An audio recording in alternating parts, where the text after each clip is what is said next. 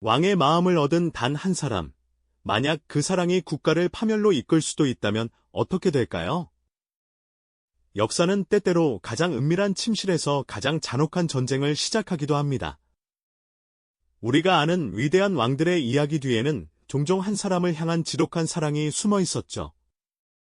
그 감정은 때로 국가의 운명을 뒤바꾸고 신하들의 충성을 시험하며 결국 피비린내 나는 권력투쟁과 끔찍한 전쟁의 불씨가 되기도 했습니다. 이것은 단순한 사랑 이야기가 아닙니다. 한 나라의 최고 권력자가 가진 지극히 개인적인 감정이 어떻게 국가 전체를 배신하는 칼날이 되었는지 그 충격적인 이면을 파헤치는 기록입니다. 역사책이 미처 다 담지 못한 사랑이라는 이름으로 시작된 위험하고도 매혹적인 비극의 첫 페이지를 지금부터 함께 넘겨보겠습니다. 그 첫 번째 무대는 14세기 초 안개 낀 잉글랜드의 궁정입니다. 강력한 전사왕이었던 아버지 에드워드 1세의 그늘에 가려 왕위에 오른 에드워드 2세는 왕관의 무게를 힘겨워하던 인물이었습니다. 그는 전쟁터의 함성보다는 궁정의 화려한 연회를 더 사랑했고 강인한 신하들의 조언보다는 한 남자의 달콤한 속삭임에 더 귀를 기울였죠. 그 남자의 이름은 바로 피어스 게버스턴이었습니다. 프랑스 가스코뉴 출신의 이 기사는 매력적인 외모와 재치 있는 입담으로 젊은 왕자의 마음을 단숨에 사로잡았습니다. 에드워드 2세에게 게버스턴은 단순한 친구나 신하가 아니었죠.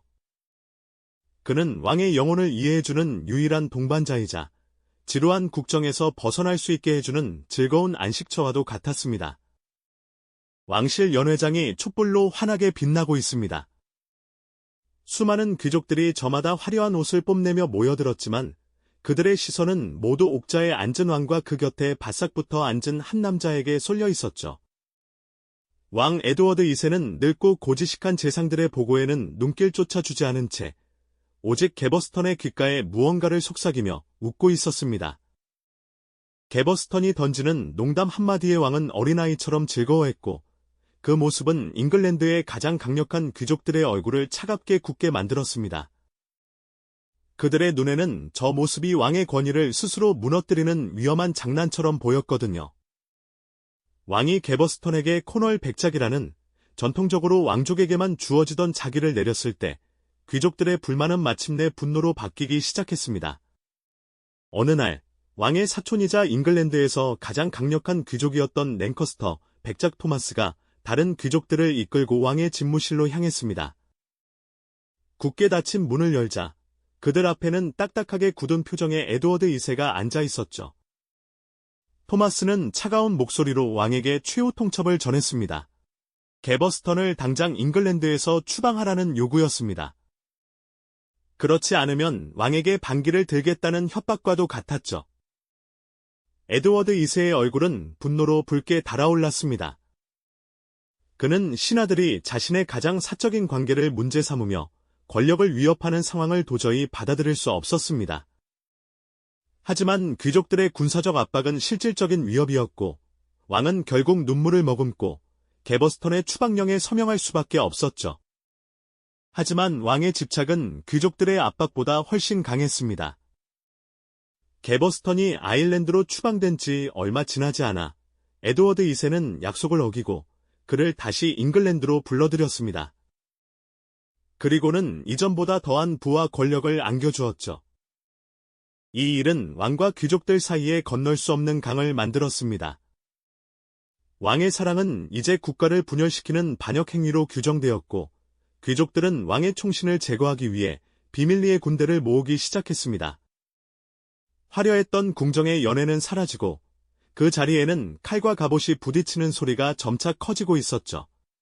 결국 잉글랜드의 푸른 들판 위로 두 개의 깃발이 나부끼게 되었습니다. 하나는 왕을 상징하는 깃발이었고 다른 하나는 왕에게 반기를 든 귀족 연합의 깃발이었죠. 한 사람을 향한 왕의 맹목적인 사랑이 나라를 두 동강 내는 내전의 비극으로 번진 것입니다.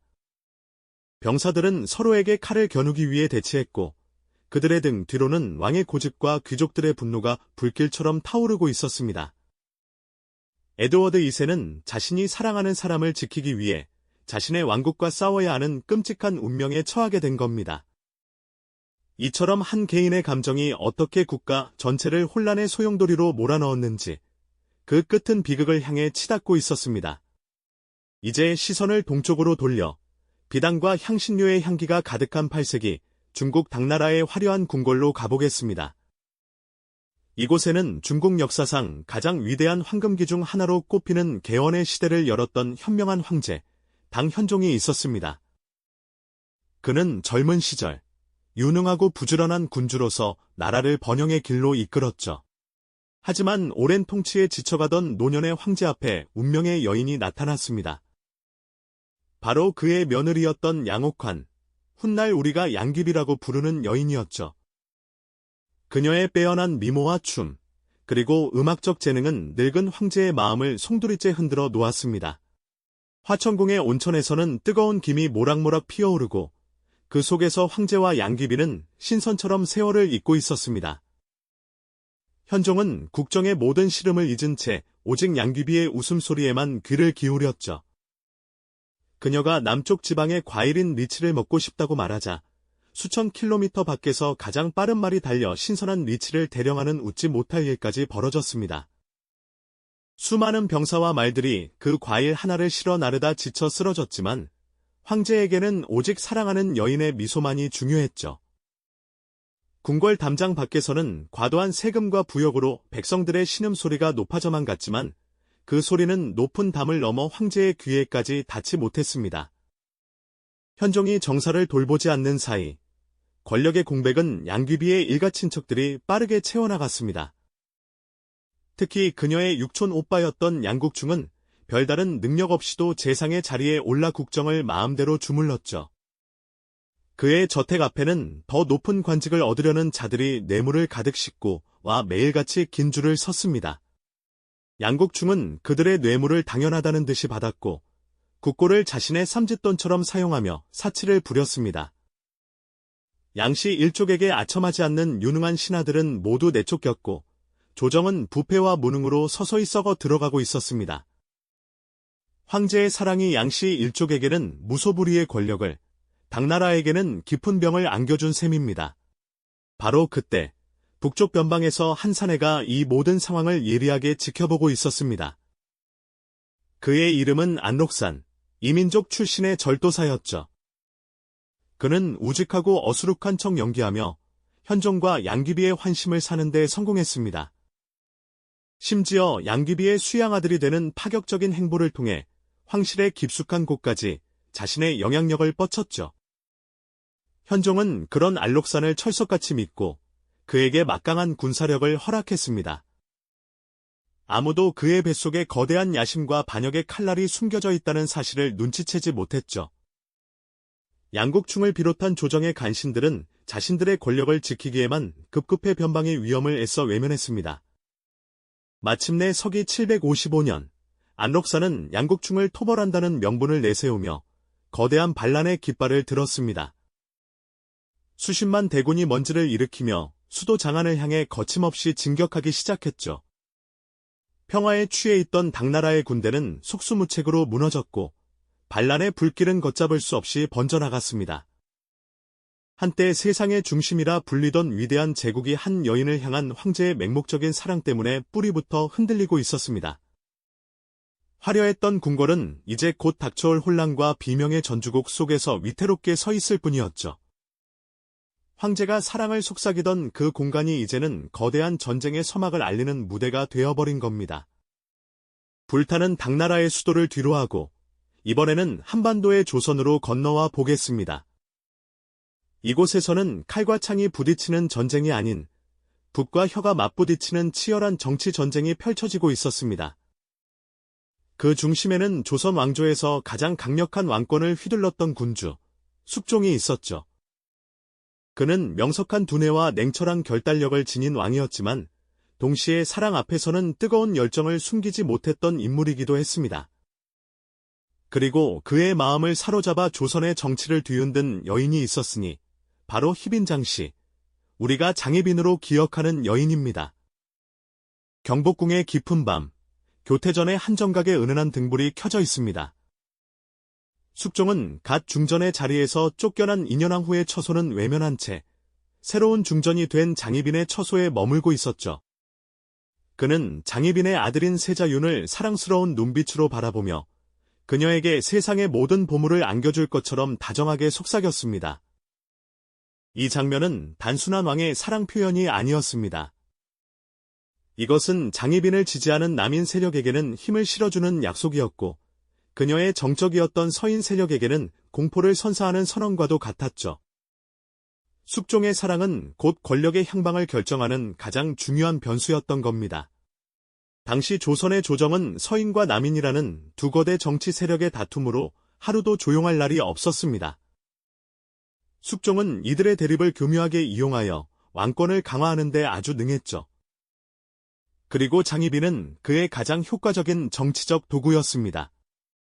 숙종은 장희빈을 향한 자신의 총애를 무기 삼아 마음에 들지 않는 세력을 하루아침에 숙청하고 반대 세력을 등용하는 황국, 즉 정권 교체를 단행했습니다. 장희빈의 아들을 세자로 책봉하는 문제로 서인들이 반대하자 숙종은 분노하며 칼을 빼들었죠. 이것이 바로 서인 세력이 대거 몰락한 기사왕국이었습니다. 어둡고 차가운 의금부의 옥사안, 며칠 전까지만 해도 나라의 녹을 먹던 고위 관료들이 죄수복을 입은 채 절망에 빠져 있습니다. 그들은 왕의 결정에 반대했다는 이유만으로 역적으로 몰렸죠. 한쪽에서는 은밀히 계략을 꾸미는 남인들의 회의가 열리고, 다른 쪽에서는 서인 핵심 인물들이 사약을 받거나 머나먼 유배길에 오르고 있었습니다. 한양의 저작거리에는 연일 피바람이 불었고, 백성들은 왕의 변덕스러운 마음이 또 어떤 끔찍한 결과를 낳을지 몰라 불안에 떨었습니다. 왕의 사랑이 한 여인을 중전의 자리에 올리는 동안 수많은 사람들의 목숨과 운명이 덧없이 사라져가고 있었던 겁니다. 숙종이 중대한 결정을 내리는 어전 회의장은 얼음장처럼 차가웠습니다. 왕의 입에서 나오는 말 한마디에 신하들의 생사가 갈렸죠. 그는 장희빈과 남인 세력에게 힘을 실어주면서 반대파인 서인을 철저하게 짓밟았습니다. 왕비였던 인현왕후는 폐위되어 사가로 쫓겨나는 비참한 신세가 되었죠. 궁궐 안에서는 장희빈의 승리를 축하하는 노랫소리가 울려 퍼졌지만 궁궐 밖에서는 숙청당한 이들의 가족들이 흘리는 피눈물이 강을 이루고 있었습니다. 이처럼 왕의 개인적인 애정은 가장 강력한 정치적 무기가 되어 조정을 피로 물들이고 있었습니다. 한 여인을 향한 숙종의 뜨거운 사랑이 불러온 정치적 격변은 이제 막 그 서막을 올렸을 뿐이었습니다. 한 사람의 마음을 얻기 위한 왕의 집착이 내전의 불씨가 되고, 한 여인을 향한 황제의 사랑이 나라를 멸망의 위기로 몰아넣었으며, 또 다른 왕의 애정이 피비린내 나는 정치 숙청의 칼날이 되었습니다. 이처럼 역사의 거대한 흐름 속에서 최고 권력자의 지극히 사적인 감정은 때로 국가의 운명을 좌우하는 가장 위험한 변수가 되곤 했죠. 사랑이라는 이름 아래 행해진 이 모든 선택들은 결국 배신이라는 이름으로 역사에 기록되었습니다. 만약 당신이 절대적인 권력을 가진 왕의 자리에 있었다면 당신의 사랑은 과연 나라를 구하는 힘이 되었을까요? 아니면 파멸로 이끄는 독이 되었을까요? 오늘 이야기가 흥미로우셨다면 구독과 좋아요 부탁드립니다. 다음 시간에는 또 다른 역사의 이면을 탐험해 보겠습니다. 한 사람의 마음을 얻기 위한 왕의 집착이 내전의 불씨가 되고, 한 여인을 향한 황제의 사랑이 나라를 멸망의 위기로 몰아넣었으며, 또 다른 왕의 애정이 피비린내 나는 정치 숙청의 칼날이 되었습니다. 이처럼 역사의 거대한 흐름 속에서 최고 권력자의 지극히 사적인 감정은 때로 국가의 운명을 좌우하는 가장 위험한 변수가 되곤 했죠. 사랑이라는 이름 아래 행해진 이 모든 선택들은 결국 배신이라는 이름으로 역사에 기록되었습니다. 이제 우리는 이 비극적인 사랑 이야기들의 마지막 페이지, 그 처참한 결말을 목격하게 될 겁니다. 다시 안개 자욱한 잉글랜드로 돌아가 보겠습니다. 왕의 사랑을 지키기 위한 전쟁은 결국 처참한 패배로 끝나고 말았죠. 왕의 총애를 받던 피어스 개버스터는 결국 분노한 귀족들의 손에 붙잡히고 말았습니다. 스카버러 성에 고립되었던 그는 안전을 보장하겠다는 약속을 믿고 항복했지만 그것은 순진한 착각이었죠. 그를 생포한 귀족들은 재판이라는 형식적인 절차조차 거치지 않았습니다. 그들에게 개버스터는 국왕을 현혹하여 나라를 어지럽힌 반역자일 뿐이었거든요. 어느 날 이른 아침, 개버스터는 거친 병사들의 손에 이끌려 워릭셔의 한적한 언덕으로 끌려갔습니다. 그곳에는 왕의 사촌인 랭커스터 백작을 비롯한 적대적인 귀족들이 싸늘한 눈빛으로 그를 기다리고 있었죠. 그의 죄목이 간략하게 낭독되었고 곧이어 2명의 병사가 그를 땅에 무릎 꿇렸습니다. 개버스터는 마지막 순간에 왕의 얼굴을 떠올렸을지도 모릅니다. 자신을 위해 왕국과 맞섰던 유일한 친구이자 연인이었으니까요. 하지만 왕의 군대는 너무 멀리 있었고 그의 권위는 이미 땅에 떨어진 지 오래였습니다. 차가운 칼날이 그의 목을 내리쳤고 한때 잉글랜드에서 가장 강력했던 총신의 머리는 진흙탕 속을 굴렀습니다. 이 소식을 전해들은 에드워드 2세는 슬픔과 분노로 이성을 잃었습니다. 그는 개버스턴의 죽음을 애도하며 복수를 맹세했지만 이미 기울어진 전세를 뒤집을 수는 없었죠. 사랑하는 이를 잃은 왕은 더욱 폭력적이고 변덕스러워졌고 이는 또 다른 총신인 디스펜서 부자의 등장과 더 큰 비극에 섬하게 되었습니다. 결국 에드워드 2세의 운명은 그의 아내인 이사벨라 왕비와 그녀의 연인 로저 모티머의 손에 의해 결정되었습니다. 왕의 무능과 편애의 등을 돌린 왕비는 프랑스로 건너가 반란군을 조직했고 잉글랜드로 돌아와 남편에게 칼을 겨누었죠. 왕을 따르는 군대는 거의 없었습니다. 버클리 성의 차갑고 축축한 지하 감옥에 갇힌 에드워드 2세는 모든 것을 잃었습니다. 왕관도, 권력도, 그리고 무엇보다 그가 목숨처럼 지키려 했던 사랑도 모두 사라졌죠. 기록에 따르면 그의 최후는 너무나도 끔찍하고 비참했습니다. 한 남자를 향한 그의 지독했던 사랑은 결국 자신의 왕국을 배신했고 그 배신의 대가는 가장 잔혹한 죽음으로 돌아왔습니다. 왕의 침실에서 시작된 사랑이 나라를 내전으로 몰아넣고 끝내 왕의 목숨까지 앗아간 비극적인 역사의 한 장면이었습니다. 이제 불길에 휩싸인 당나라의 수도 장안으로 다시 가보겠습니다. 안록산의 반란군은 파죽지세로 밀려왔고 한때 세계의 중심이었던 도시는 순식간에 아비규환의 지옥으로 변했습니다. 당 현종은 황급히 피난길에 올라야 했죠. 그 화려했던 황제의 행렬은 이제 몇몇 신하와 병사들만이 따르는 초라한 도망자들의 행렬에 불과했습니다. 그리고 그의 곁에는 이 모든 비극의 원인으로 지목된 양귀비와 그녀의 일족이 함께하고 있었죠. 며칠을 굶주리고 지친 채 도망치던 행렬은 마웨파라는 작은 역참에 이르러 잠시 멈추었습니다. 바로 그곳에서 골마 터진 분노가 마침내 폭발하고 말았습니다. 병사들은 황제에게 소리쳤습니다. 양귀비가 살아있는 한 천하의 민심을 얻을 수 없으며 이 난리를 끝낼 수 없다고 말입니다. 그녀를 죽이지 않으면 한 발자국도 움직이지 않겠다고 협박했죠. 현종은 절규했습니다. 자신의 유일한 위안이자 사랑이었던 여인을 어떻게 자기 손으로 죽게 할 수 있단 말입니까? 그는 병사들을 설득하려 했지만 굶주리고 지친 병사들의 눈에는 이미 핏발이 서 있었습니다. 결국 고력사라는 환관이 황제에게 다가와 눈물로 호소했습니다. 폐하를 지키는 것이 먼저이고 사직을 보전하는 것이 우선이라고 말이죠. 사랑이냐 아니면 황제의 자리와 목숨이냐. 현종은 평생에 걸쳐 가장 잔혹한 선택의 기로에 놓였습니다. 그는 결국 고개를 떨구고 말았습니다. 그것은 침묵의 허락이었죠. 양귀비는 모든 것을 체념한 듯 조용히 가마에서 내렸습니다. 그녀는 근처의 불당으로 끌려갔고 전설에 따르면 한 그루 배나무 아래에서 하얀 비단으로 목이 졸려 생을 마감했다고 전해집니다. 한때 세상을 다 가진 듯했던 여인의 최후는 너무나도 허무하고 비참했습니다. 사랑하는 여인의 주검 앞에서 늙은 황제는 오열했지만 이미 엎질러진 물이었습니다. 그의 맹목적인 사랑은 결국 나라를 파멸 직전까지 몰고 갔고 그 사랑의 대상이었던 여인마저 비참한 죽음으로 내몬 것입니다. 마지막으로 치열한 정치 투쟁이 벌어지던 조선의 궁궐로 돌아가 그 결말을 확인해 보겠습니다. 숙종의 사랑을 등에 업고 중전의 자리에까지 올랐던 장희빈의 권세는 영원할 것 같았죠. 하지만 왕의 마음은 갈대와 같았습니다.